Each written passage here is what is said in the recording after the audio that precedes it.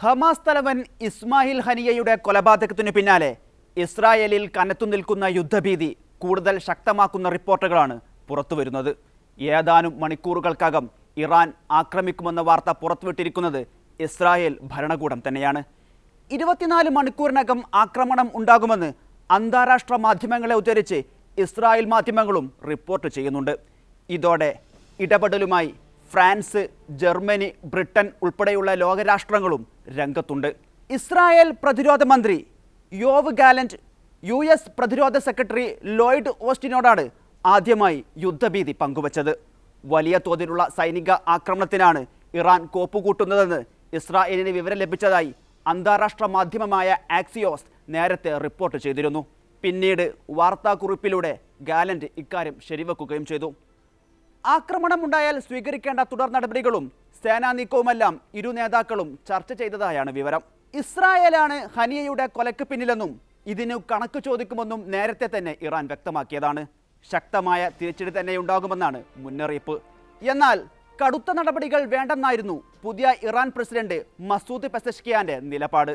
അതേസമയം കടുത്ത ശിക്ഷ തന്നെ ഇസ്രായേലിനു നൽകണമെന്നാണ് ഇറാൻ പരമോന്നത നേതാവ് ആയത്തുള്ള അലി ഖാംനയി ഉത്തരവിട്ടിരിക്കുന്നതെന്നാണ് പ്രാദേശിക റിപ്പോർട്ടുകൾ. ഇതിന്റെ അടിസ്ഥാനത്തിൽ ഇറാൻ റവല്യൂഷണറി ഗാർഡ് പൂർണ്ണ സജ്ജമായിരിക്കുകയാണ്. കഴിഞ്ഞ ഏപ്രിൽ 13, 14 തീയതികളിൽ ഇസ്രായേലിൽ ഇറാൻ മിസൈൽ ആക്രമണം നടത്തിയിരുന്നു.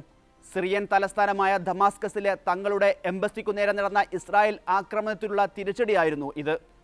ലെബനാനിലെ ഹിസ്ബുള്ള, ഇറാഖിലെ ഇസ്ലാമിക് റെസിസ്റ്റൻസ്, ഹൂത്തികൾ എന്നിവയുമായി ചേർന്നായിരുന്നു ഇറാന്റെ തിരിച്ചടി.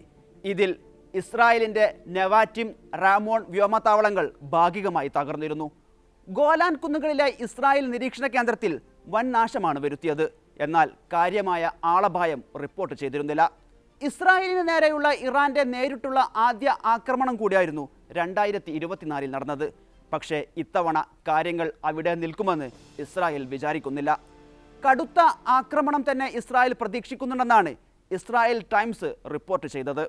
എന്നാൽ ഇസ്രായേലിനെതിരെ മനഃശാസ്ത്ര യുദ്ധമാണ് ഇറാൻ ലക്ഷ്യമിടുന്നത് എന്നാണ് ഒരു സർക്കാർ വൃത്തം ഫിനാൻഷ്യൽ ടൈംസിനോട് വെളിപ്പെടുത്തിയത്. ഏതു സമയത്തും ആക്രമണം ഉണ്ടാകാമെന്ന ഭീതിയിൽ ഇസ്രായേലിനെ നിർത്തുകയാണ് ലക്ഷ്യം. ഇതോടെ ഇസ്രായേൽ സുരക്ഷാ സൈനിക സംവിധാനങ്ങളെ മുൾമുനയിൽ നിർത്താനാകുമെന്നാണ് ഒരു ഇറാൻ ഉദ്യോഗസ്ഥൻ പറയുന്നത്. അതിനിടെ പശ്ചിമേഷ്യയിൽ കൂടുതൽ സൈനിക സജ്ജീകരണങ്ങൾ അമേരിക്ക എത്തിച്ചിട്ടുണ്ട്. ഏറ്റവും ഒടുവിൽ പുതിയ ഭീഷണിയുടെ പശ്ചാത്തലത്തിൽ മിസൈൽ വാഹിനി കപ്പലുകളും പോർ വിമാനങ്ങളും മേഖലയിലേക്ക് അയക്കാൻ ലോയിഡ് ഓസ്റ്റിൻ നിർദ്ദേശം നൽകിയിട്ടുണ്ട്. എന്നാൽ പശ്ചിമേഷ്യയെ സംഘർഷ ഭൂമിയാക്കരുതെന്ന് ആവശ്യപ്പെട്ടിരിക്കുകയാണ് ബ്രിട്ടനും ഫ്രാൻസും ജർമ്മനിയും.